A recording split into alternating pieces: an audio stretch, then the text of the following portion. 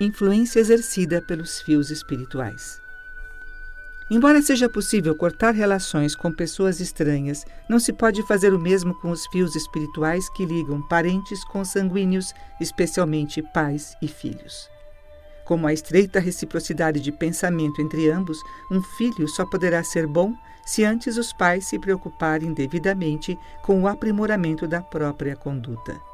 De nada adiantará reprovar a atitude dos filhos se não houver em contrapartida um comportamento digno dos progenitores. Para muitos até parece estranho que jovens transviados provenham de pais maravilhosos. De fato, essa não é a verdade. Embora revelem-se pessoas aparentemente bondosas, são no fundo calculistas e têm no corpo espiritual muitas nuvens acumuladas que se refletem nos descendentes. Há ainda casos em que na mesma família um dos filhos é bom e o outro problemático.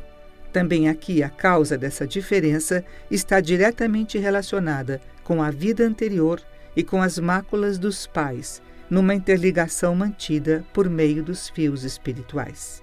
Temos, portanto, elos que nos unem, não só aos parentes vivos, mas também àqueles que já morreram.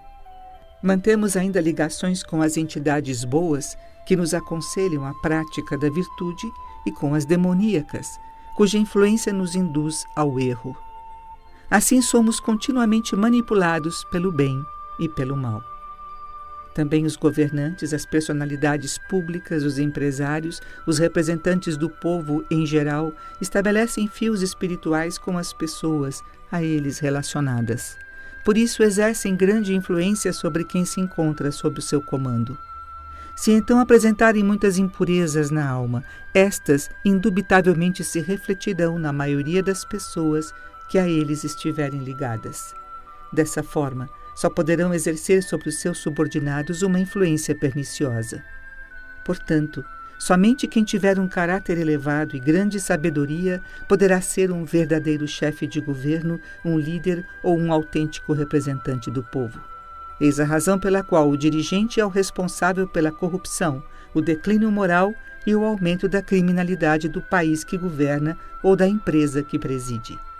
Por outro lado, os educadores devem também saber que, através dos fios espirituais, exercem grande influência sobre todos os seus discípulos. Precisam, pois, estar polindo continuamente a alma para servirem de exemplo.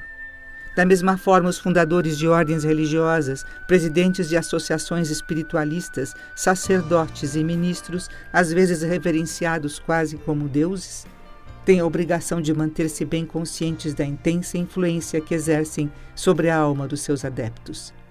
Caso se aproveitem da posição para atividades pouco recomendáveis, é certo que seus atos vão se refletir no comportamento de todos os membros, podendo inclusive desintegrar totalmente a instituição.